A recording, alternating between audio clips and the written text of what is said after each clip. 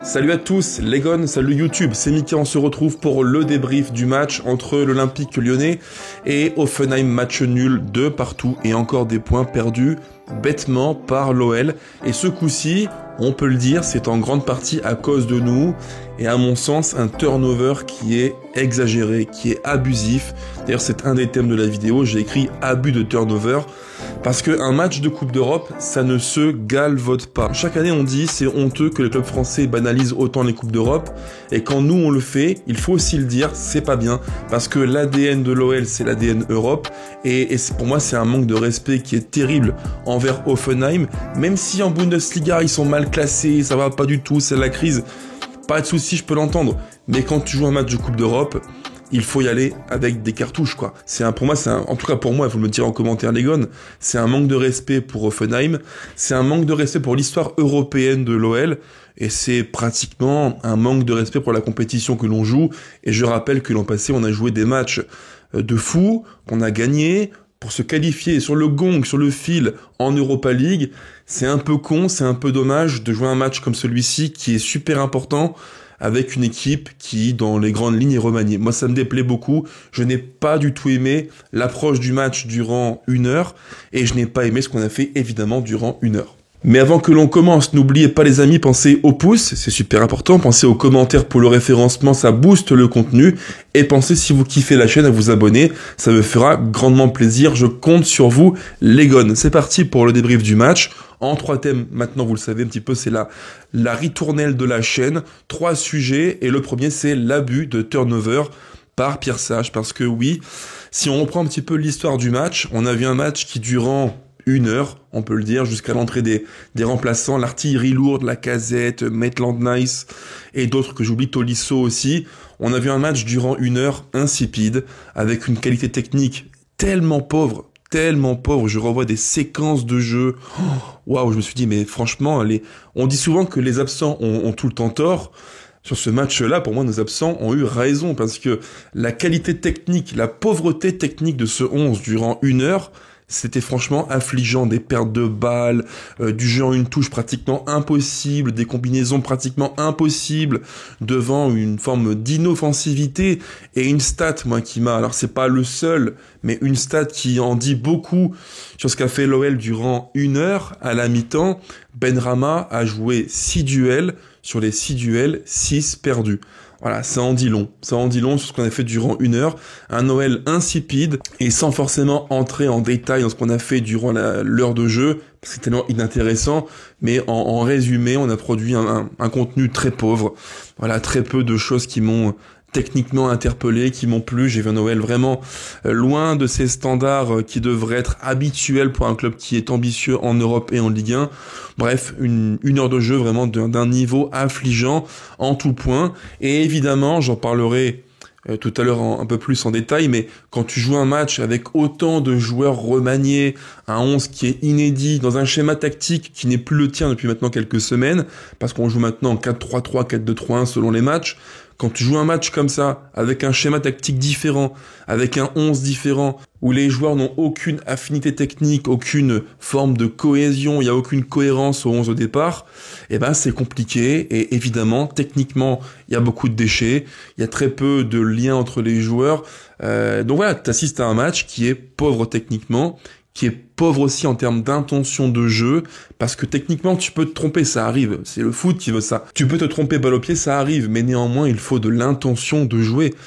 Et là, sincèrement les amis, vous me direz encore en commentaire, mais durant 1 heure, quelle pauvreté, quoi, on s'est fait chier, c'était long, jusqu'à l'entrée des joueurs d'une classe supérieure, qu'on connaît tous, et qui sont les 11 titulaires de l'OL, Fofana, Lacazette, Tolisso, ou encore Ryan Cherki, évidemment. Et là, le match change.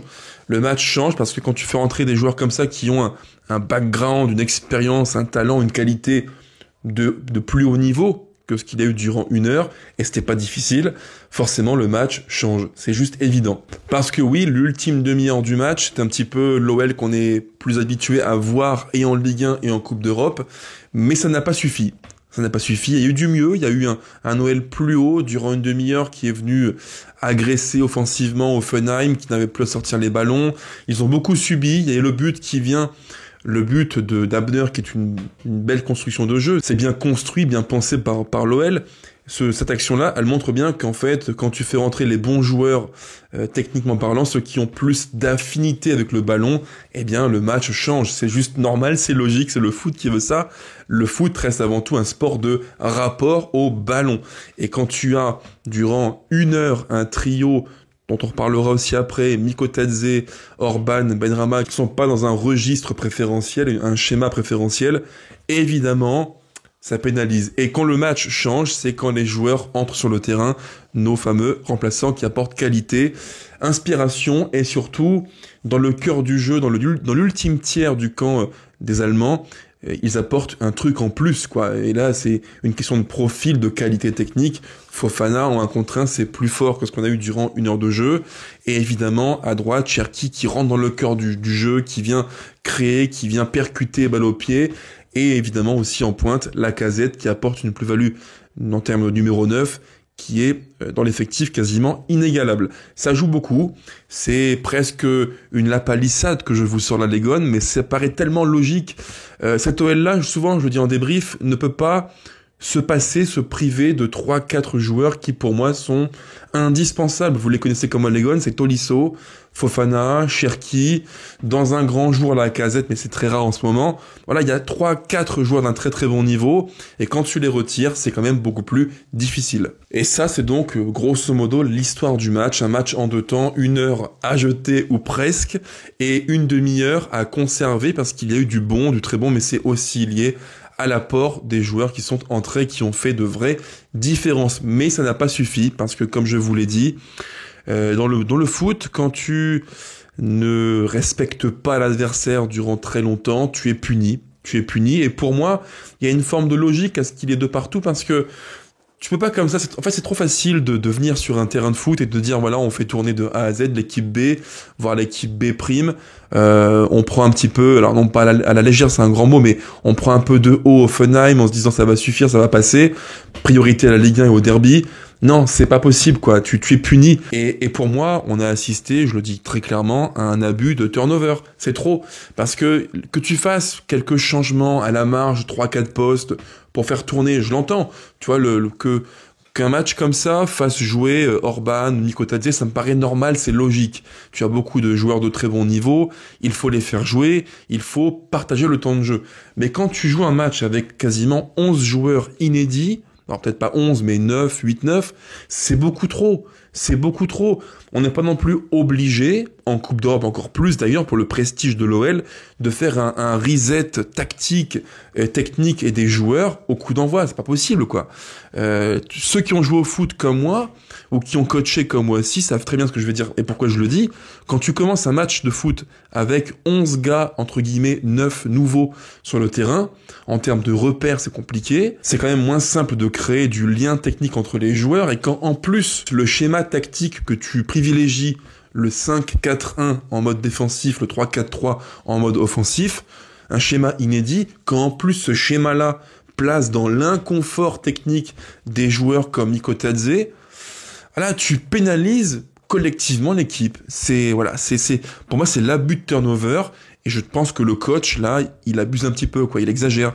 Il y a peut-être un moyen, un juste milieu entre l'absence de turnover, de changement, et l'excès de turnover, entre les deux. Voilà, peut-être que sur un match pareil, peut-être qu'il fallait faire jouer Mikotadze, Abner, mais peut-être pas non plus changer 8-9 joueurs, c'est beaucoup trop. Deuxième thème de la vidéo, là encore, on a vu encore et encore, vous allez me dire Mika, l'OL que je n'aime pas voir, l'OL étourdi, l'OL naïf, l'OL défensivement très très très friable, parce qu'il y a plein de séquences de jeu qui sont, encore une fois, qui m'exaspèrent, parce qu'on les voit match après match. On pourrait se dire, ça peut être relié aux joueurs qui jouent souvent, mais non, quand tu mets un 11-9, inédit, nouveau, tu vois encore et encore ce défaut-là.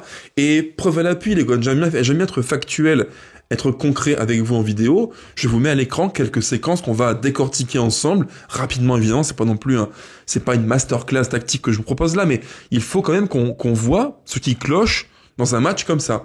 Et défensivement, il y a encore beaucoup de lacunes dans l'attitude défensive et le switch mental attaque-défense qui est encore extrêmement lacunaire. Et on commence par une première action. On est à la 10e minute et 12 secondes pour être très précis. Et là, on voit clairement que l'alignement défensif des trois centraux, et trois axiaux que sont donc sur ce match-là Omari, Caleta-Car plus Mata, c'est compliqué, très compliqué. On n'est pas loin de se prendre une transition attaque-défense. D'ailleurs, il faut encore le dire, mais en transition, on s'est encore fait foudroyer 3-4 fois durant le match. Et c'est juste pas possible, parce que si en face, il y a des mecs qui ont un talent plus fort que Kramaric, notamment, je pense qu'on n'est pas à l'abri de se prendre 1 ou 2 buts de plus, parce qu'on est vraiment trop naïf. C'est un exemple parmi d'autres. Je poursuis à la 28e minute et 19 secondes. Corner pour l'OL. C'est Abner qui le tire, donc à droite. Et là, en l'espace de quelques secondes, on trouve le moyen par naïveté, par placement, par errance défensive tactique, de se mettre en grande difficulté sur transition attaque-défense. Je vous mets à l'écran, là encore, le screen qui l'appuie. Donc, on est sur le corner d'Abner. Et quelques secondes après, on voit que c'est Koumbedi qui perd son duel dans le cœur du jeu, qui est pris par le joueur d'Hoffenheim, et tout de suite, en transition rapide vers l'avant, projection des joueurs d'Hoffenheim, et là, c'est la panique à bord, on est en total déséquilibre, et là encore, on a failli se prendre une occasion de but pour Hoffenheim. Ça fait vraiment peur à voir. Tactiquement, c'est très naïf, ça manque d'agressivité, comme souvent je le dis, on n'est pas bon, on est très friable. Quelques instants plus tard, à la 42e minute, rebelote, on a Kramaric dans nos 16 mètres, qui est là encore libre de prendre le temps, de lever les yeux, d'enrouler. Belle parade de Descamps, mais on voit bien sur l'arrêt sur image, on a donc Koumbedi qui revient, mais qui est un petit peu long, d'ailleurs qui trébuche avant de revenir sur Kramaric.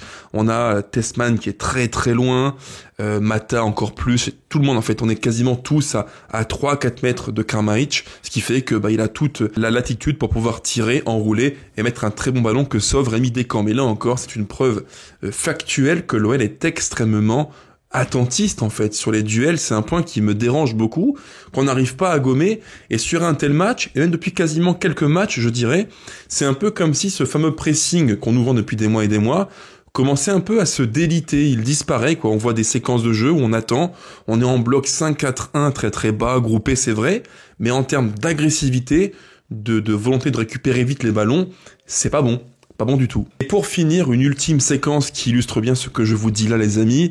On est à la 52e minute et 23 secondes dans le cœur du jeu, et là encore, une fois n'est pas coutume, c'est Cacré que je vais cibler. Dans le cœur du jeu, il a le ballon, il a a priori un peu plus de temps pour pouvoir lever les yeux, garder le ballon, jouer de son corps pour pouvoir se projeter vers l'avant, et là, qu'est-ce qu'il se passe ?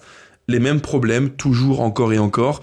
Perte de balle dans le cœur du jeu, qui est largement évitable parce qu'au duel, il est trop fragile, il tombe vite, malheureusement. Mais c'est pas le pire, parce que perdre un ballon, ça arrive, comme je le dis souvent. On peut perdre un ballon, c'est pas grave en soi, mais dans la foulée, switch mental, tu passes de la phase d'attaque à la phase de défense. Et ça, mentalement, il faut le travailler, le répéter, c'est le fameux pressing contre-pressing, dans lequel on n'est pas très bon, je trouve, en tout cas pas au niveau de ce qu'on aurait pu espérer. Et là, preuve à l'appui, je vous le mets à l'écran, la suite de l'action. Cacré perd le ballon, et on le voit, le retour est très lent, très lent, et en fait, plus le temps passe sur l'action, en quelques secondes, plus l'écart entre Cacré et le joueur allemand s'agrandit, devient presque irrécupérable, parce qu'en fait, en termes de volonté, d'agressivité pour récupérer les ballons, c'est pas bon, c'est trop lent, et on est loin du porteur de ballon qui peut facilement, parce qu'on a affaire à des bons joueurs de foot en face, qui peut donc sur une passe très simple pour un joueur pro au final, trouver le numéro 9 qui prend l'espace. Et à ce niveau-là de compétition, même si on n'a pas affaire à des joueurs de niveau Ligue des Champions, pour un joueur professionnel comme à Hoffenheim, c'est une passe qui est facile. Tu as du temps, il a peut-être devant lui 3-4 mètres pour se projeter, pour lever les yeux, et il a, en termes de temps, il a 2-3 secondes pour ajuster un très bon ballon pour le numéro 9 qui prend l'espace. Là encore, c'est un exemple qui montre tout l'attentisme, toute la naïveté de l'OL, que je déplore match après match, malheureusement. Et enfin, troisième thème de la vidéo, mon homme du match, mes hommes du match, il y en a deux que j'ai vraiment beaucoup aimé durant le match d'aujourd'hui. C'est un petit peu les deux joueurs qui m'ont décroché un petit rictus, un petit sourire durant le match, positif. Le premier, c'est Tessman. Alors, il y a du bon et du moins bon, c'est vrai, mais dans ce qu'il fait avec le ballon, Je trouve qu'il a un pied qui est fiable, qui est sûr. C'est un bon joueur de foot. Il est, pour moi, avant tout un profil numéro 6, point de base, qui peut se projeter par séquence, mais pas un numéro 8. Je le dis souvent quand il joue avec nos couleurs.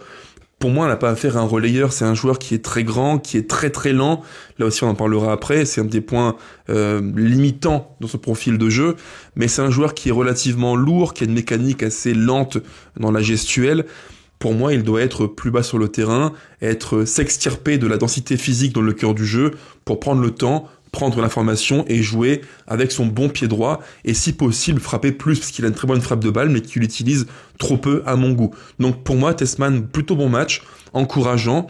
Et dans son profil de jeu, je l'imagine très bien en 4-3-3 point de basse ou 4-2-3-1 pivot double avec une tâche qui est simple, créer, fluidifier le jeu, étant plus reculé. Mon second homme du match, il est là encore pour moi évident. Il a fait un match très très sérieux et positif et c'est intéressant pour la suite de son aventure chez nous à l'OL.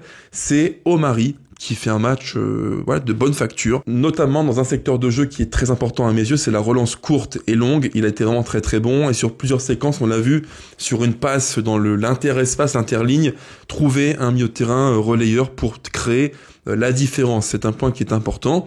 Et ce profil-là, mine de rien, est-ce qu'on l'a vraiment à l'OL dans le jeu court qui peut, sous pression, ressortir les ballons?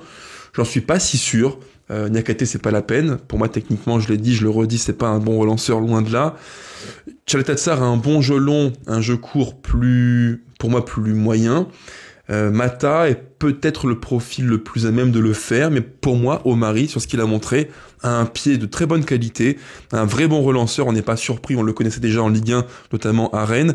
La question avec lui, c'est est-ce qu'il pourra être sur les matchs plus chauds, plus tendus, être concentré et ne pas faire les boulettes qu'il a faites l'an passé à Rennes. C'est la question, mais en tout cas, bon match de Tessmann et Omari qui m'ont beaucoup plu. Et petite mention pour Rémi Descamps, qui a fait une entame de match compliquée avec des sorties un peu bizarroïdes, mais qui s'est bien repris et qui sort 2 parades de très très bon niveau en seconde mi-temps. J'ai aimé ce qu'il a fait, un profil de numéro 2 qui pour moi est très très satisfaisant pour suppléer le très bon, le géant Lucas Perry. Voilà en gros mon débrief du match. Alors un match qui laisse encore une fois des regrets, beaucoup de regrets parce qu'on perd des points bêtement, des points qu'on aurait dû prendre facilement contre une équipe largement à la portée de l'OL, mais très largement. Dans un match sérieux, on leur colle 3-0 et il n'y a rien à dire. C'est comme ça. Et puis, micro-parenthèse Legon avant de nous quitter, je vous sortirai, je pense, d'ici quelques heures, quelques jours, une vidéo économique sur la chaîne parce que j'en ai pas beaucoup parlé récemment. J'ai mis entre parenthèses ma critique envers la gestion textorienne de l'OL par John Textor et donc par Eagle. Mais je pense que maintenant il faut parler, il faut dire ce qu'il se passe parce qu'il y a beaucoup à dire sur ce qui est fait du club, notre club en l'occurrence, qu'on aime tous et qu'on supporte tous, parce que souvent je le dis, les dirigeants passent, les joueurs passent, les supporters restent. Nous avons été là avant John Textor, nous serons là après John Textor, sauf que quand lui partira, quel sera l'état du club? Je m'interroge beaucoup, j'en ferai, je pense, un sujet pour en parler avec vous en vidéo sur la chaîne, on en parlera en détail, mais il y a plein de points qui m'inquiètent et donc il faut impérativement parler ensemble les amis. Et j'en ferai sûrement une vidéo d'ici quelques jours, sûrement ce week-end, on verra bien. Et tout ça, on en reparlera assez vite, prochainement, sur la chaîne. Soyez-en sûrs, je ne pourrai pas rater un tel sujet. Bref, les gars, on se retrouve nous pour le derby, donc dans quelques jours, quelques heures à l'heure où je vous parle. Un match extrêmement important. J'espère que le turnover d'aujourd'hui aura permis à nos joueurs, nos chers et tendres joueurs qui apparemment sont fatigués, de récupérer comme il le faut et de faire un derby comme il le faut également, où on doit impérativement tacler, fracasser nos voisins stéphanois. Il n'y a pas d'autre issue possible. Un derby, ça se gagne, peu importe la manière, du genou, du coup, d'un péno volé, on s'en fout. Il faut impérativement battre nos voisins de la banlieue lyonnaise. Je compte sur vous, les gones. À bientôt. Ciao, ciao. Allez l'OL, toujours, évidemment.